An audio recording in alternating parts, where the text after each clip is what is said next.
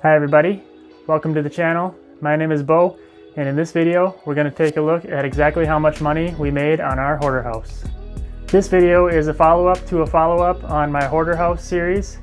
A couple of months ago I put up a video of the entire remodel process of our hoarder house that we did DIY style, and after that I did a video on how much money we spent on the house and our budget and how that all worked. If you haven't seen either of those videos, I'll put links in the description to both of those, or you can check out our channel and you'll find them on there as well. Quick backstory, if you haven't watched either of the other videos yet, we bought this hoarder house in April of 2020 from an estate sale, along with all the junk that was inside of it. Over the course of the next 5 months, we completely cleaned out the entire house and did a total DIY renovation to the entire place. We bought the house for $60,000 cash and spent just about $30,000 on the renovation. So all in, we were about $90,000 on the house. My wife and I have done a handful of DIY house flips now. We didn't have any background in construction. We had just bought our first house and it needed a bunch of work. So project by project, we just went on YouTube and Google, and whatever we needed to learn how to do, we just learned on our own. So I'm self-taught in construction that way. And now I'm just trying to pass along what I've learned and things that I wish I had known at the time to the rest of you guys, and hopefully it can help out some other people along the way. In this video, when we talk about numbers, these are all real numbers that we actually used on the house that we spent, what we bought it for, what it's worth. They're all real life numbers. So keep that in mind as we're talking about things, that this is actually a real world example of what a house flip can look like. And a quick disclaimer here, I am not a CPA, not an accountant. Don't consider any of this video tax advice. This is just what I've learned after doing the houses that I've done and what I think makes the most sense in our situation. But obviously that's going to vary for everyone in every situation, and you're going to want to talk to your own accountant and do what's right for you. This is just what works for us, and I just wanted to share because I think it is helpful. But every situation is different, so take that into account as well. All right, let's get into the numbers now. We'll pick back up where we left off on the last video. So the hoarder house is now worth $175,000 approximately, and we bought it for $60,000, and we spent about $30,000 on the renovation. And if we were to sell it, our realtor fees would be about 6%, which would be a little over $10,000. So if you take the value of the house and subtract all of those expenses, we're left looking at about a $74,000 profit on the house. Keep in mind that the $74,000 profit is pre-tax money. That's not what goes into our pocket, unfortunately. Taxes, we could talk about that all day, but at the end of the day, when it comes to real estate, there are a bunch of different strategies and things that you can do real estate-wise to control what your taxes are a little bit. And that's one of the reasons why I think real estate is so great. And that's what we're going to be talking more about right now. When we finished renovating the house, we had owned it for 5 months at the time. So we had 3 options really of what we could do. We could move into the house, we could sell the house, or we could keep it as a rental property. The first option would be to move into the house and do what is considered a live-in flip. A live-in flip is where you live in the house for at least 2 years, and then when you sell it, you don't have to pay any capital gains tax on your profits. There are some rules. If you make, I think it's over $250,000 on the flip, or $500,000 if you're married, then you do have to pay some level of taxes, but for the most part, for what we're talking about, you're not probably going to hit those numbers. So that's a great option if you want to live in the house that you've just flipped or are going to flip. Keep that in mind. I've done it twice now. It's great, works great, and it's a great way to save on taxes and put more money into your pocket. In our case, we thought about moving into the house, but we were actually about a year into our own live-in flip at the time, so the timeline didn't really work for us to move into the hoarder house, because then it would have screwed up our 2-year clock that in the house we were in, so we decided that wasn't an option for us. But had we decided to do that, we could have potentially lived there for the 2 years and sold it at the end of the 2 years and made all of our profit, and it would have been tax-free. Option 2 would be to simply list it on the MLS and put it for sale when we finished it. That's a great option for a lot of people, especially if you need to get the cash out of the house. A lot of times it makes more sense just to sell it. If you need the money for the next house that you're buying, or if you need to pay your bills with that, or whatever the case may be. There's obviously a lot of scenarios where that is a good time to just go ahead and sell it. Another reason why it might make sense to sell versus keeping it as a rental is if the value of the house doesn't make sense for what you can charge for rent. If it's in a spot where you're not going to be able to charge much rent, but it's worth a lot of money, then it probably doesn't make sense to hold on to it as a rental, and you'd probably be better off just to sell it and cash out. But if you're in an area that you can demand enough rent relative to the value of the house that it actually makes sense to hold on to it, then there are a lot of advantages to keeping it as a rental property instead of just selling it as a flip. Option 3, and this is the option we went with on the hoarder house, would be to simply keep the house as a rental property for at least 12 months, and then once the 12 months is up, we can either sell at that point or keep it as a rental property.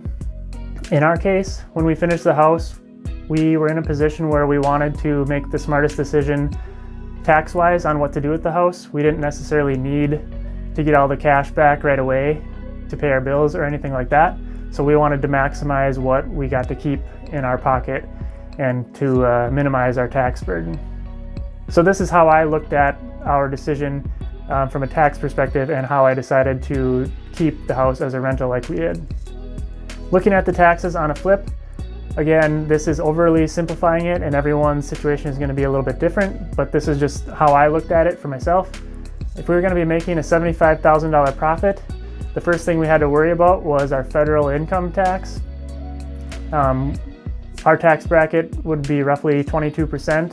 So 22% off of $75,000 is a little over $16,000 right off the top. On top of that, we're in North Dakota, which has really nice state income tax. It's a little under 2%, I believe, but we just use 2% here, which turns out to be $1,500. But the real killer when it comes to flipping a house that I found out the hard way on my first house is self-employment tax. So self-employment tax is going to be an additional 15.3% on top of the federal and state income that you've already paid. So in this case, another 15% is over $11,000 in tax. Self-employment tax can be pretty tricky. There's a lot of debate online and even debate between CPAs that I've talked to in person on whether or not a person needs to pay self-employment tax on a house flip. The confusion seems to come from when you already have a full-time job and you're flipping a house on the side. Some people say that if you have a full-time job, flipping the house is purely an investment and therefore you don't need to pay self-employment tax. And other people will say even if you have a full-time job, it's still buying and selling goods and therefore you need to pay self-employment tax on whatever you make. When you don't have a full-time job and you're doing the flip as your full-time gig, there's a little less debate there, and in that case, you will be paying self-employment tax because it's more considered a job at that point. When I was flipping the hoarder house, I did not have a full-time job. That was my job. And so in my case, when I was trying to decide what to do, I knew that self-employment tax would apply to me in my situation. So I will leave that up to you.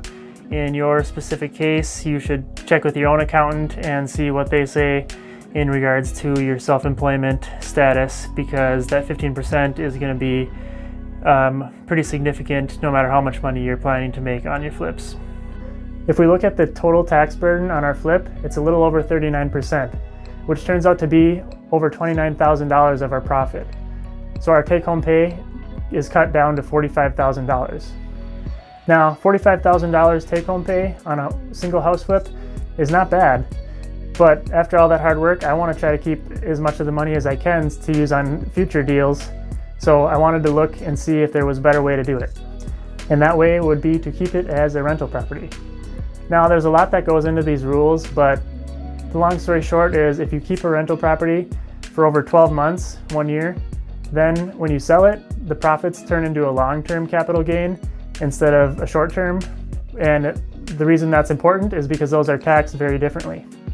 First, we needed to figure out what we could get for rent on our house. I looked around, and in our neighborhood, there wasn't a whole lot of other houses that were for rent because most people in the neighborhood owned their houses. But there was some apartments, and I was able to get a good ballpark number. And using all that info, I determined that our house could rent for $1,400 per month. Now, I won't go into too much detail on analyzing the cash flow on a rental property, That gets pretty long and complicated, and I won't go into that in this video, but we'll just make it simple again. So if our rent is $1,400, our mortgage was $500, our insurance was $100 a month, our taxes are $200 a month, and then if we assume that over the course of the year, on average, we'll pay $200 in maintenance fees, which we shouldn't pay that much because everything's brand new, but we do want to account for that. So if we assume $200 for maintenance every month, our cash flow total is $400 per month. Speaking of the mortgage payment, if you remember on the last video, I said that we paid cash for the house and then we used a line of credit on our personal house to fund the renovation.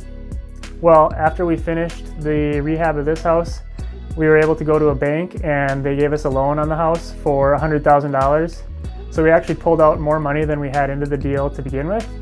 And on top of that, since we had so much equity built up in the house because it was worth, like I said, $175,000, we were able to get a good sized line of credit on the equity in the rental house as well, which was really, really nice.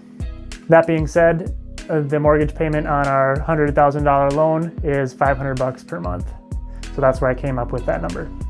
Now we're going to just assume that we keep this house for 1 year as a rental and then we sell it at the same value as we did in the first example. So assuming that we kept it for the 12 months as a rental and then we sold it at that time for a profit of $75,000, instead of paying the 39% income tax, we're now going to pay a long-term capital gains tax, which in our case is a flat 15%. Depending on how much money you make, it can be up to 20%, but in our case, it's 15%. So if you just look at that, on our profit alone, our tax bill is cut all the way down from almost $30,000 to just over $11,000. The other thing we got to keep in mind is that we owned it as a rental property, so we were making money in rent every month. If we were making $400 a month for 12 months, that's $4,800. And tax on rental income gets a little bit complicated. There's depreciation and different write-offs and things like that that we won't get too into in this video. So if we just keep it simple, on our $4,800 rent income, we have to pay federal tax, again at 22%, which is just over $1,000, and then our state income tax at 2% is just about $100. But the nice thing is we don't have to pay self-employment tax on our rental income, so that is zero for that.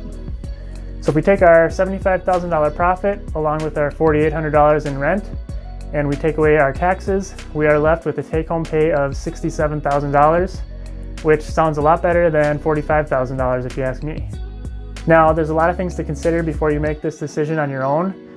First of which is if it's your first rental property, you're probably going to have to self-manage and learn how to do all that on your own. And that's all learnable. It's not super hard to do, but there's a little bit of work involved there. It's not all easy all the time. You might get some phone calls here and there. But if you take your time and you screen your tenants well and you find someone good like we did, it's not that bad from what we've found anyways. On the downside, if you did end up in a situation where you got bad renters, you could have a situation where the place gets trashed and at the end of the year, you have a bunch of repairs to do. They trash the floor, they trash the cabinets, whatever the case might be, and then you have a big repair bill at that time and a lot of work to do. That is obviously one of the risks to consider. But just think about it. How much damage are they really going to do if you did your job in screening your tenant? Yes, it can happen, but the odds of them doing a lot of damage are probably pretty low. I know everyone hears the horror stories, but what you don't hear are all the stories of how it went just fine, no issues. So you just got to weigh the risks and the rewards, and looking at the tax savings reward, in my opinion, it was worth it to take the risk of having renters in your nicely refinished house. The last thing to consider, and this can be good or bad, it's usually good, especially in today's market, would be the chance of appreciation over the time that you own it as a rental. So in our case, like I said, when we finished the project, it was worth $175,000, but now over the course of the last year, a little over a year, it's probably worth even more than that. It's probably worth $180,000, $185,000. So on top of the rent that we made even more theoretical money in appreciation. So when the time does come to sell, we'll even get even higher profit at the lower tax rate. And the very last advantage to keeping it as a rental property is that when you sell, you can utilize what's called a 1031 exchange. Basically, what a 1031 exchange is, without getting into much detail, is a way to sell your property and defer tax payments on it. So say you sell it after the 12 months and you make your profit of $74,000. If you roll that profit into another rental property, your tax payments are deferred. You don't pay any taxes on it until you sell the next one, and then at that point you can roll it into another one, and you can just keep doing that over and over. And then at some point when you cash out, you will have to pay, but that's a pretty complicated subject. But it is an option and another advantage to keeping the house as a rental property. So what do you guys think? Did we make the right call? What would you guys have done in this situation? I know everyone's going to be different, but I'm curious to hear, is this a good strategy? Do you guys think this is smart? Is there a better strategy that I'm not thinking of? I would love to hear if there is. Anyone can let me know in the comments. Have a discussion down there. I'm always trying to learn better ways to do things. This is my first time doing one like this, and it's gone a lot better than when I've just sold as a flip and paid the full tax amount, because that's not very fun to do. So let me know what you guys think. I'm very curious to hear what others would have done or have done in their own experience. Personally, I think this is a great strategy to keep more of your money working for you and to roll it into more and more deals and just keep the snowball rolling. I think a lot of times people talk about flipping and they just automatically sell right away because they want that money in their bank account right away, and they maybe don't think through all of the tax implications of doing that. So with this video, I'm just trying to point out that there are more efficient ways of doing things, in my opinion, and just trying to get the word out there on this and maybe help some other people out in this similar situation if they are at a crossroads of what to do with their house. Now, I'm not saying that selling it just as a flip is a bad strategy and paying the tax is a bad strategy. I'm just trying to point out to people that it's not always as easy as it seems, because when you sell your house and say you make $50,000 and you get that check and it goes right into your bank account and you think you made $50,000 and you go spend it on something, well, what you might not realize until a little later, and it might be too late at that time, is you got to keep some of that money and send it in for taxes. It's not like your paycheck at your job where they automatically take it out. You just get all the money and then you're on the hook for sending the check into the IRS. I know it's not the end of the world to have to do, but let me tell you, it's not fun to sit down and write a multiple $1,000 check that's in your bank account right now. The money's already in your account, but you have to write a check that you got to send off as your tax bill. It's just not something that's fun to do, and if you don't even think of it beforehand, you might be in for a rude awakening come tax time, because you got to have that money to pay, and then there's penalties on top of that. And yeah, it's just something you need to keep in mind. If you are going to flip, just be aware of the taxes that are involved with it. The goal of this video is to be transparent and to show you a real life example with real numbers on how a DIY house flip can go, and to help people learn from my experiences and my mistakes, and to see if there's ways that we can do things better so other people can use these to their advantage on their house projects. If you found anything in this video valuable, I would appreciate it if you'd like, comment, share, subscribe, any of the above. That all helps out a lot, and I really appreciate it. Thank you. I hope this was helpful for you guys to see a real life example. If you have any questions, any feedback, any suggestions, just let me know in the comments below. I try to read every comment and get back to everybody that I can. So I like to hear from you guys down there. But thanks for following along, and stay tuned for the next video.